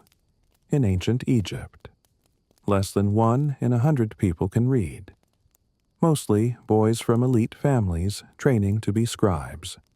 Scribes are the backbone of society, recording taxes, laws, and religious texts. And their education is grueling. Nothing like your modern classrooms. Your cousin, a boy about your age, is one of the lucky ones. You follow him to a small building near the village temple, a school where scribe trainees gather. The room is simple, with reed mats on the floor and a faint smell of ink and papyrus. The teacher, a stern scribe with a shaved head, sits cross-legged, his linen robe crisp despite the dust. Boys kneel before low wooden boards, practicing writing with reed pens dipped in black ink made from soot and water. You watch your cousin scratch out hieroglyphs, his brow furrowed as he shapes a bird symbol. Looks like drawing, not writing. You joke softly, but I'm not signing up for this art class. The teacher glares, and you shrink back. Realizing silence is part of the deal here. Hieroglyphs are the formal script, used for sacred texts and monuments, but scribes also learn hieratic, a simpler, cursive version for everyday records. The boys copy passages from old texts, memorizing hundreds of signs, birds, eyes, reeds, snakes. It's not just writing. They study math, astronomy, and religious lore. Training to serve nobles or temples. You try holding a reed pen, its tip frayed and awkward, and scribble a wobbly line on a pottery shard and ostrakhan, used for practice because papyrus is too precious. Ostraca are everywhere. Broken bits of jars recycled for learning. A quirky habit that saves resources. You trace a clumsy reed shape and mutter. This is why I stick to keyboards. Your cousin chuckles, but the teacher's stare keeps you quiet. The process is intense hours of copying, memorizing, and reciting, with mistakes earning a sharp rap from a stick. Discipline is strict, and boys train for years, starting as young as 5. You're exhausted just watching. Your modern school days feeling like a breeze in comparison. Scribes are respected, as you saw with the one you bowed to yesterday. But their path is narrow, open only to those with status or luck. Girls rarely get this chance, though some noble women learn to read for household management. You think of your sister, tending goats instead, and feel the weight of this unequal world. By midday, you're back in the village, helping your father repair a canal bank. The rich mud cool under your feet. You notice a group of children nearby, learning to weave baskets from their mother. This is their education practical, hands-on, vital for survival. You've learned more about farming and household tasks in days than you ever did in a classroom. But you can't help envying the scribe's access to knowledge. Literacy here is power. a key to the world of nobles and gods. And you're stuck on the outside. Your hoe, your only tool. Later, you sit with your grandfather in the courtyard, the air warm with the scent of baking bread. He can't read, but his stories of the gods, like Ra's solar boat from yesterday, carry a wisdom that rivals any scroll. Oral tradition is the real school for most Egyptians, passing down myths, skills, and history through tales and songs. You listen as he describes the Nile's floods, his voice low and rhythmic, and realize this is education too, just not the kind written on papyrus. You try repeating a phrase he teaches you, a blessing for the harvest, and fumble the words. Guess I'm not winning any storyteller awards, you say, grinning, and he pats your shoulder, unfazed. As evening falls, you visit the temple again, where scribes are carving hieroglyphs into a stone wall, their chisels clinking softly. The symbols glow in the torchlight, a permanent record of the pharaoh's deeds. You're struck by the contrast, your life of mud and sweat versus their world of ink and eternity. The temple's air is heavy with incense, and you bow to a statue of Thoth, god of writing, feeling the now familiar mix of awe and awkwardness. The Nile's distant flow and the soft hum of village life wrap around you, grounding you in this moment, lying on your mat that night, the stars twinkling through the open roof. You reflect on the day's lessons. Education here is a privilege, a narrow path to power that most, like you, will never walk the ostraca, the scribes. The oral tales, they're all part of a world where knowledge is sacred but scarce. The gentle bleating of goats, the rustle of palm fronds, and the cool earth beneath you lull you into a haze. Sleep creeps in, carrying you into dreams of reeds and hieroglyphs. The morning light dances across the Nile, its gentle ripples catching the sun as you step out of your mud brick home. The faint scent of yesterday's incense still lingering in the courtyard. Your brief glimpse into the world of scribes and literacy left you marveling at the power of knowledge. But today, you're diving into something more tangible trade. In ancient Egypt, there's no cash, no credit cards, just goods changing hands in a lively dance of bartering that keeps the village alive. No wallet, no problem, you murmur with a smirk. But I'm not sure my bargaining skills are up to this. As you head to the village market, the air buzzing with voices and the Nile's soft hum, you're about to see how Egypt's economy thrives without a single coin. You arrive at the market square, a colorful sprawl of reed mats and clay jars under palm frond shelters. Farmers, fishermen, and weavers haggle over piles of onions, fish, and linen, their voices rising and falling like a song. Ancient Egypt's economy runs on bartering, with goods like grain, beer, and cloth serving as currency. Grain, like the barley you've been harvesting, is the backbone used to pay workers, trade for goods, even store wealth. You carry a basket of wheat from your family's stores, its weight heavy on your shoulder, hoping to swap it for something useful. The market smells of fresh bread, dried fish, and the earthy tang of vegetables, a sensory whirl that pulls you in.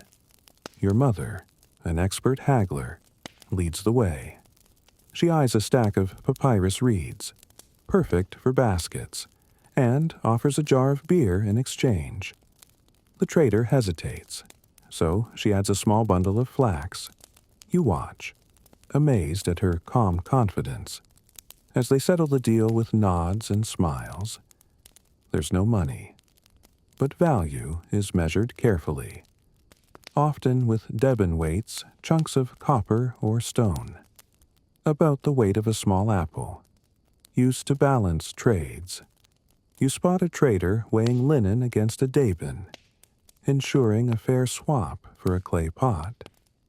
It's a quirky system, like using a kitchen scale for shopping, and you can't help thinking, this makes my grocery list look like a breeze. You try your hand at trading, offering your wheat for a pair of leather sandals to replace your worn-out papyrus ones. The trader, a gruff man with a coal-lined stare, counters with a demand for twice as much grain. You fumble, unused to the back and forth, and mutter, "I'd rather just Venmo you." The trader doesn't get the joke, but your mother steps in, negotiating down to a fair deal. You walk away with the sandals, their leather soft against your feet, feeling both proud and out of your depth. Bartering is an art here, and you're barely a beginner. As you weave through the market, you notice goods from beyond the village, ebony from Nubia, olive oil from the Levant, carried by boat along the Nile. The river is Egypt's highway, linking villages to cities like Thebes and Memphis. You see a merchant unloading jars of wine, his boat bobbing gently, and imagine the long journeys that bring these treasures. Trade isn't just local, it's the lifeblood of Egypt's wealth, connecting farmers like you to distant lands. The state controls much of it, with scribes like the ones you saw yesterday recording every transaction for the pharaoh's coffers.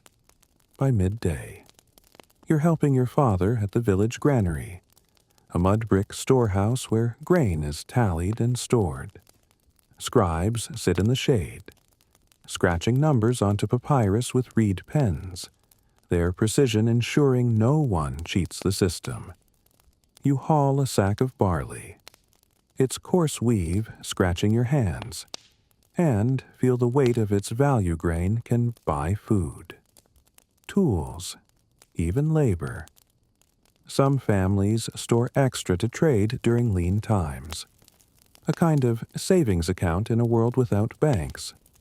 The granary smells of dust and dried wheat, and the soft clink of Deben weights echoes as a trader measures a payment. Your father explains that workers, like those you joined at the temple site, are often paid in grain and beer, as you saw with your own rations. A skilled artisan might earn enough to trade for luxuries, while farmers like you get by with the basics. There's no money. But the system works, everyone needs grain. And everyone trades. You think of your modern paycheck and chuckle. Direct deposit, more like direct barley. Your father smiles, handing you a jar of beer as a break, its familiar sour taste grounding you in this strange economy. In the afternoon, you join a group unloading a Nile boat, its cargo of limestone blocks destined for a nearby temple. The work is grueling, your muscles straining as you drag ropes. But it's part of the economic web your labor earns grain, which you trade for sandals or vegetables. You notice a trader bartering fish for copper tools, using a Deben to settle the value.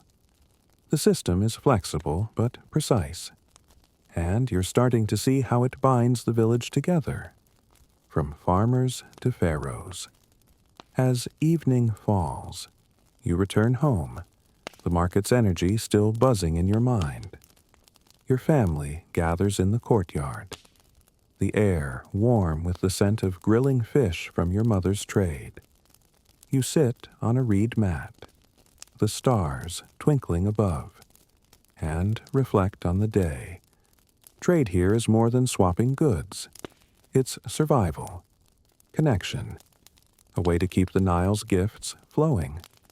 The soft bleating of goats, the rustle of palm fronds, and the cool earth beneath you lull you into a gentle haze. Sleep creeps in, carrying you into dreams of markets and riverboats. Riverboats, the morning sun bathes your mud brick home in a soft glow. Its warmth seeping into the courtyard where you've just finished trading at the bustling market yesterday. The weight of your new leather sandals, bartered for with wheat, feels grounding as you step onto the packed earth floor. Life here in ancient Egypt is a whirlwind of labor, trade, and rituals. But at its heart is something familiar: family and community. These bonds hold the village together, and you're about to dive deeper into them. No solo Netflix marathons here. You whisper with a smirk. Just family, neighbors, and a whole lot of togetherness. As you join your family in the courtyard, the Nile's distant murmur blending with the bleating of goats. You're stepping into a world where no one lives alone. Your home is crowded, not just with your parents and siblings, but with your grandparents, an aunt, and a couple of cousins. In ancient Egypt, extended families live together, sharing the same mud brick walls you've come to know. It's a practical setup, more hands to farm, cook, and care for the animals you saw near the entrance. Your grandmother kneads dough by the courtyard oven, her hands steady despite her years. While your cousins chase a stray chicken, you help your father repair a reed basket, the weave rough against your fingers, and feel the rhythm of shared work. Privacy is scarce. As you learned, sleeping on your mat with everyone's snores echoing. But there's a warmth to this closeness that's hard to ignore. You glance at your sister, weaving flax in the shade, and think of the market where your mother haggled like a pro. Women run the household, managing food and chores, while men like you focus on fields or trade. But everyone pitches in. Your grandfather tells stories to keep the kids busy, and your aunt tends the goats. It's a team effort, and you're starting to see why. One big, happy family.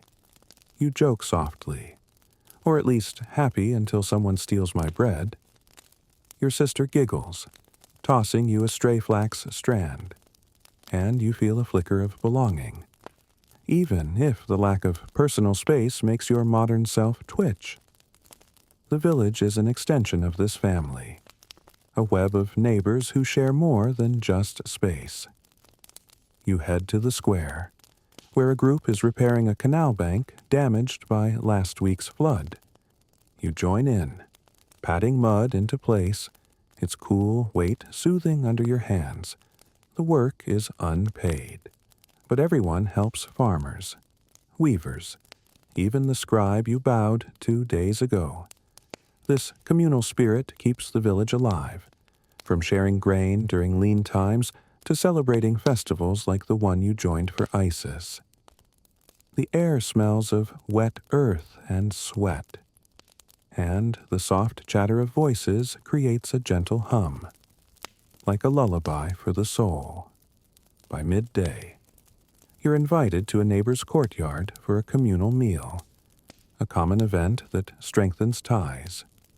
Reed mats are spread under a palm frond canopy, and you sit cross-legged, your kilt tucked neatly as you learned at the overseer's gathering. The spread is simple bread, grilled fish, onions, and beer, but the laughter and stories make it a feast. You pass a jar of beer to an elderly neighbor, who thanks you with a nod, her amulet necklace glinting. These gatherings aren't just about food, they're about trust. a reminder that the village is one big family, ready to support each other through floods or famine. As you eat, you notice the children playing nearby, mimicking the bartering you saw yesterday. Community life starts young. With kids learning to share and work together, you think of your own childhood, full of screens and solitude, and realize how different this is. Here, no one's left out, elders are respected. Children are everyone's responsibility. And even you, the newcomer, are pulled into the fold. It's overwhelming, but comforting, like a hug you didn't ask for, but needed in the afternoon. You join a group preparing for a village festival, a smaller version of the temple procession. You help carry jars of beer to a communal shrine. The clay cool against your palms. The air vibrates with sistrums and laughter, and you sway with the crowd, your linen kilt swaying in the breeze. These events, like the rooftop gatherings you've heard about, bind the village on hot nights. Families climb to their flat roofs to sleep under the stars, sharing stories and cooling off together. It's a quirky custom, whole neighborhoods sprawled under the sky, and you imagine lying there, the breeze on your skin. Rooftop sleepovers, you muse. Guess that's the original Airbnb. Back home, the evening settles in. The courtyard alive with your family's quiet tasks. Your mother grills fish from the market, its smoky scent mingling with the Nile's earthy tang. You sit with your grandfather, listening to his tales of past floods, his voice low and rhythmic. These moments, shared meals, stories, work are the glue of community life, stronger than any mud brick wall. You think of the market, the canal repairs, the festival, and realize you're not just living here. You're part of something bigger. Lying on your mat that night, the stars twinkling through the open roof, you reflect on the day. Family and community in ancient Egypt are everything. A network of care that holds you up. Even when you stumble, the soft bleating of goats, the rustle of palm fronds, and the cool earth beneath you weave a gentle lullaby. Sleep creeps in, carrying you into dreams of rooftops and shared laughter. The morning sun filters through the palm fronds shading your mud brick courtyard, casting dappled light on the packed earth floor where your family is already at work. Yesterday's communal meal with neighbors left you feeling the village's heartbeat. But now your stomach's rumbling, and it's time to focus on food. In ancient Egypt, eating isn't just about filling your belly, it's a ritual of survival, woven into the rhythm of family and community. No drive-through here, you murmur with a smirk. Just grain, sweat, and a whole lot of patience. As you join your mother by the clay oven, the air warm with the scent of baking bread. You're about to dive into the heart of Egyptian cooking. You kneel beside your mother, watching her grind emmer wheat on a stone quern, her hands moving in a steady, hypnotic rhythm. Bread is the lifeblood of Egypt, eaten at every meal, from laborers like you to the pharaoh himself. It's made from emmer or barley, grown in the fields you've toiled in, and grinding it into flour is back-breaking work. You take a turn, the stone rough against your palms, and feel the strain in your shoulders. This is why I'd kill for a blender. You joke softly, earning a smile from your sister, who's sorting dates nearby. The flour is coarse, flecked with bits of grit that you've tasted in every loaf. A reminder of the Nile's dusty gifts. Your mother mixes the flour with water and a pinch of salt, kneading it into a dense dough. Some loaves are baked flat, others shaped into rounds or even fish, like the offering you saw at the shrine, the courtyard oven. A dome of mud bricks glows with embers, and you help slide the dough onto its hot surface. The air fills with the nutty, warm scent of baking bread, mingling with the Nile's earthy tang.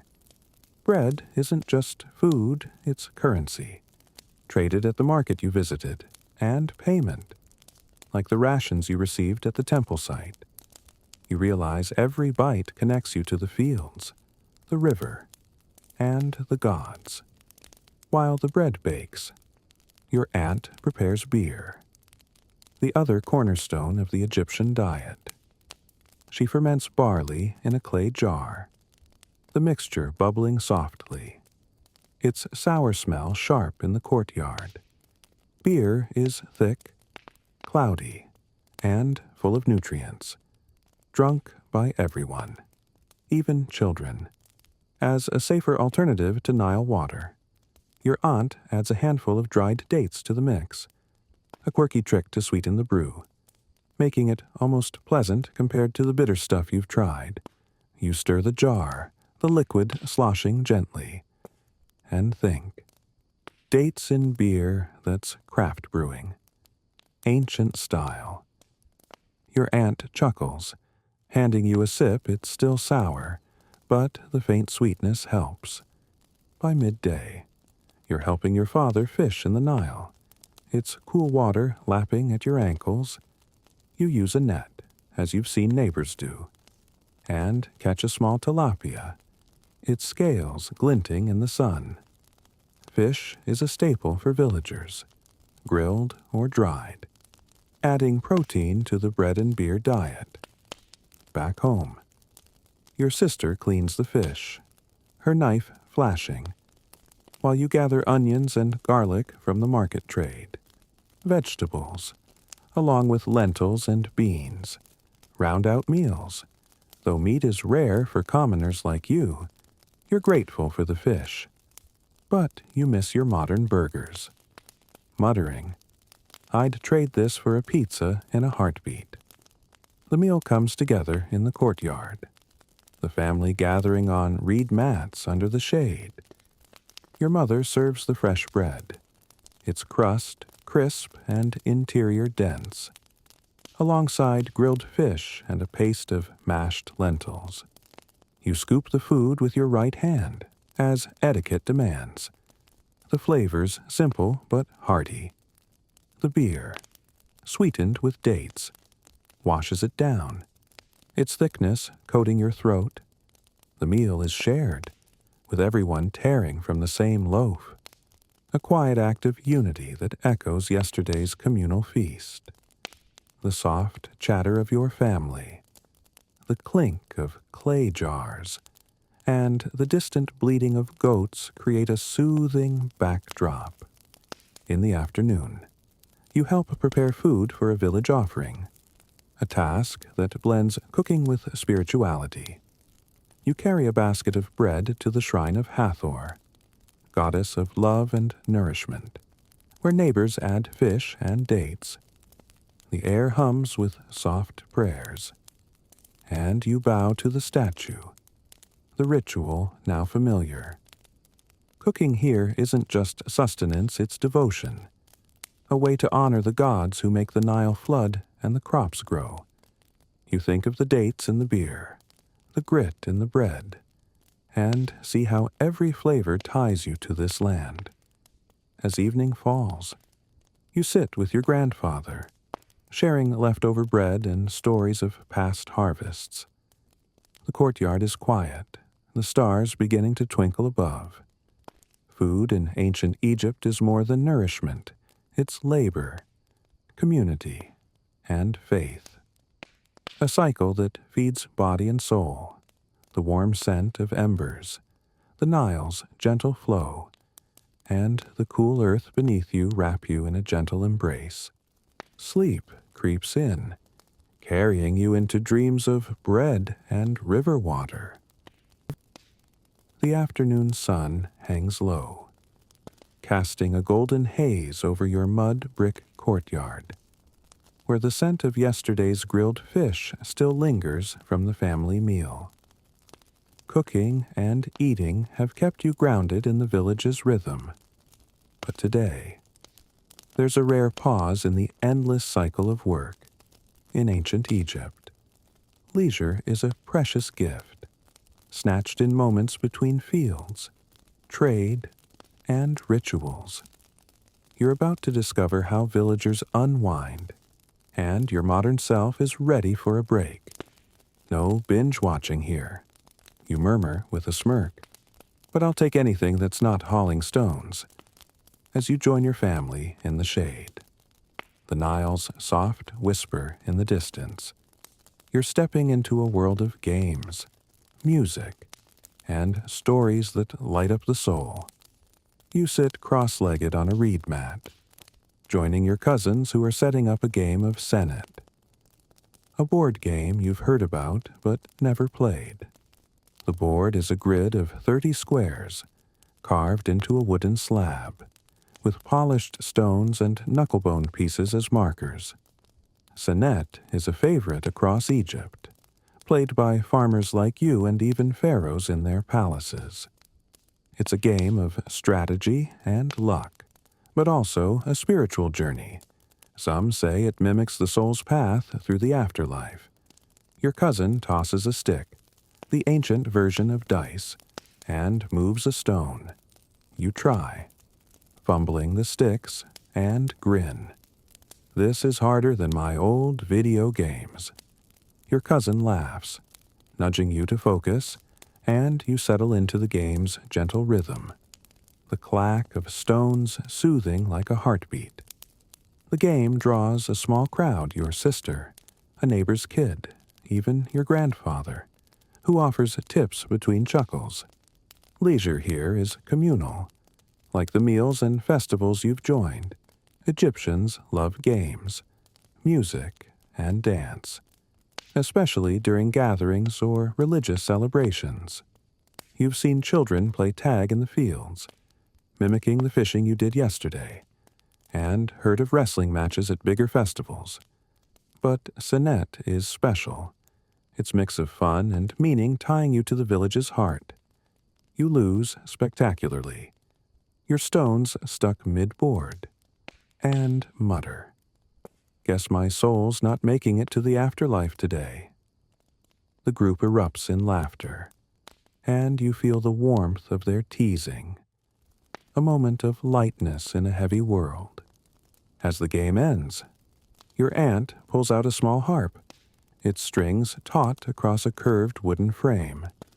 She plucks a melody, the notes soft and lilting, blending with the rustle of palm fronds overhead.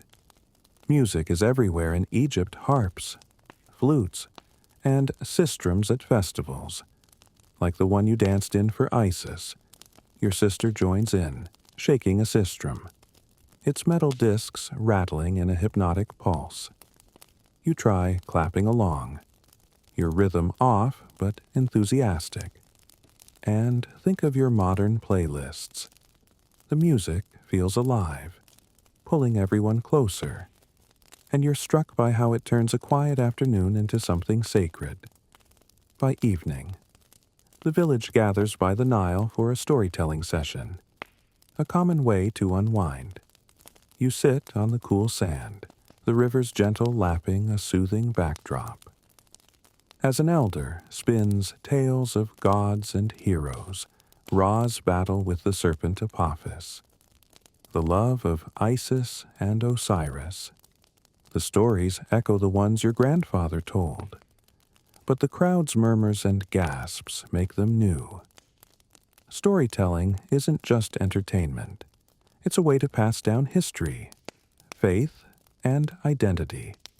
Like the oral lessons you heard about the Nile's floods, you lean back, the sand grainy under your palms, and whisper. This beats scrolling on my phone any day.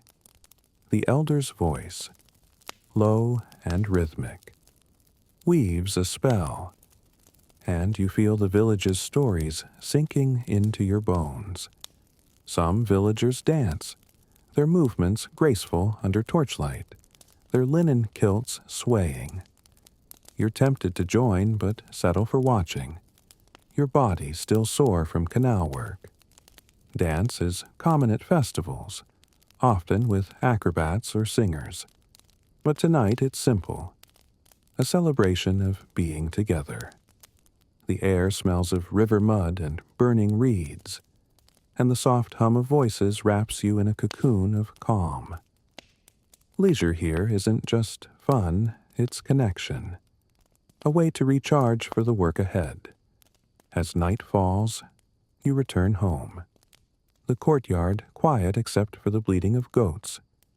Your family lingers outside, sharing leftover bread and beer from the day's cooking. The stars twinkling above. You think of Senet, the harp's melody, the stories by the Nile, and realize these moments are what make the grind of Egyptian life bearable. The cool earth beneath you, the faint scent of embers, and the distant Nile's flow lull you into a gentle haze. Sleep creeps in, carrying you into dreams of stones and starlit dances.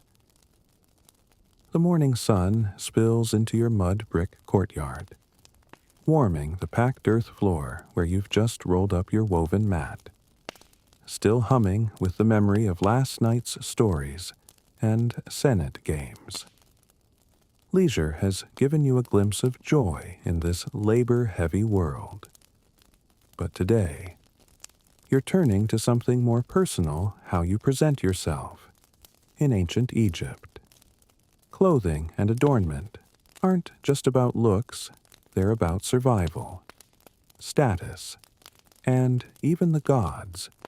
No fast fashion here, you murmur with a smirk. Just linen, coal, and a whole lot of flair. As you reach for your kilt, the Nile's gentle murmur blending with the bleating of goats. You're stepping into a world where every garment and bead tells a story.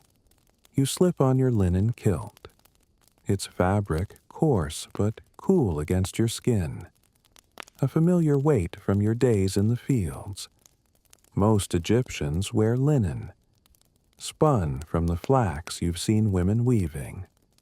Perfect for the desert heat. Men like you wear kilts, tied at the waist, while women don long, sleeveless dresses, sometimes pleated for style. Your kilt is plain, a farmer's garb, but you've seen nobles in finer weaves, their robes almost translucent. You adjust the knot, still awkward from your first attempts. And think of your modern jeans. At least this doesn't need ironing. You joke softly, brushing off a speck of courtyard dust. Your sister hands you a small clay jar of coal, the black paste you've used before to line your eyes. Coal, made from galena or charcoal, isn't just cosmetic, it protects against the sun's glare and infections. A trick you learned when treating your scratch. You dab it on with a reed, the cool paste soothing, and catch your reflection in a polished copper mirror. The dark lines make your eyes pop, but you fumble, smudging a bit. Rocking the smoky eye look, you mutter, grinning at your sister's giggle. Everyone wears coal, from laborers to priests, and you're starting to like the ritual, even if it feels like putting on war paint. Next, you reach for an amulet, a small faience bead shaped like the eye of Horus, tied on a flax cord. Jewelry is common, even for commoners like you, and amulets offer protection from evil spirits.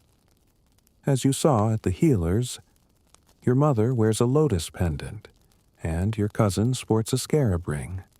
symbols of life and rebirth. You slip the amulet around your neck, its weight grounding, and feel a flicker of connection to the gods you honored at the shrine. Wealthier villagers wear gold or lapis lazuli, but your simple bead, traded at the market, is enough to make you part of this world as you help your mother prepare for a festival. You learn about a fancier custom. At big celebrations, like the one for Hathor, elites wear perfumed wax cones on their heads, small sculptures of fat infused with myrrh or frankincense. As the night warms, the cones melt, dripping fragrant oil over wigs and shoulders. A luxurious way to smell divine. You imagine balancing one on your head and chuckle. A melting candle on my wig. That's a fashion statement I'm not ready for. Your mother smiles, explaining it's mostly for nobles, but even villagers mimic it with scented oils during feasts. You try a simpler version, dabbing a drop of lotus oil behind your ears. It's sweet. Floral scent mixing with the courtyard's earthy warmth. Wigs, like the itchy one you struggled with, are common for festivals, keeping shaved heads clean and stylish. You skip the wig today, but you notice your sister braiding beads into her hair. A small touch of beauty for the day's work. Adornment here is practical linen for heat, coal for health, but it's also identity, a way to honor the gods and show who you are.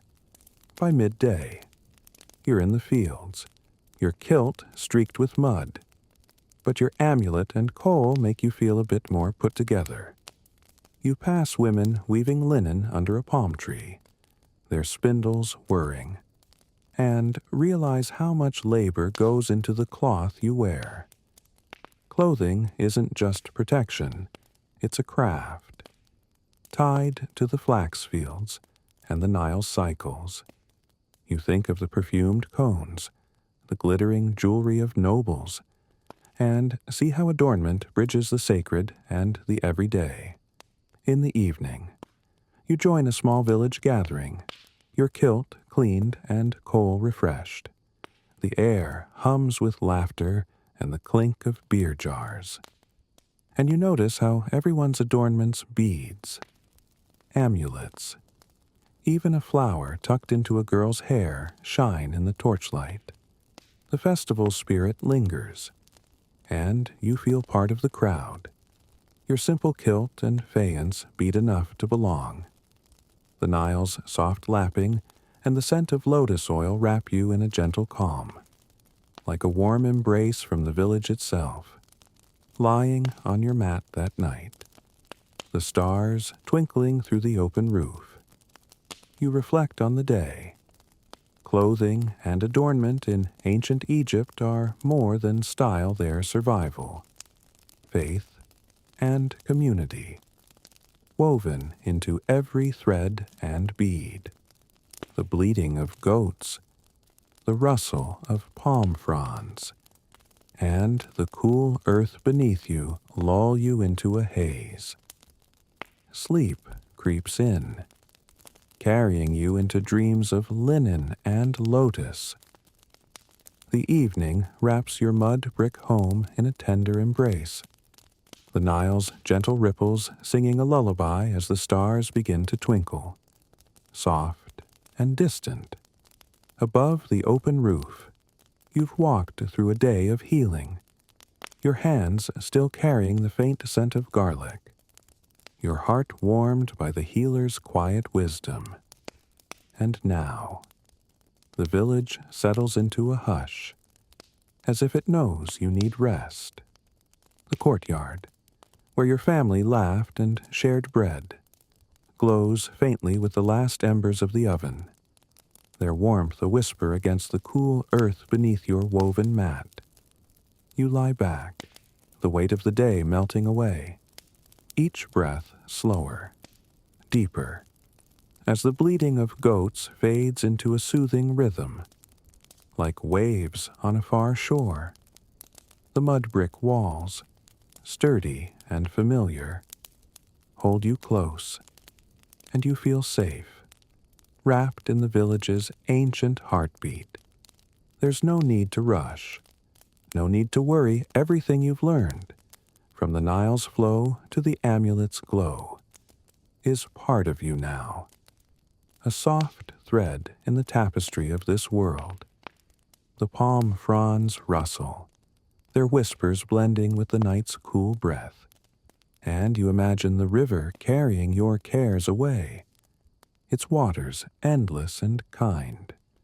Your eyelids grow heavy, the stars blurring into a gentle haze, and you know sleep is near, waiting to cradle you. Let the day slip away. Let the Nile sing you home. Rest now, dear one, in the arms of this ancient land, where dreams bloom like lotus flowers under the moon's soft light. Sleep well, and carry by the river's song.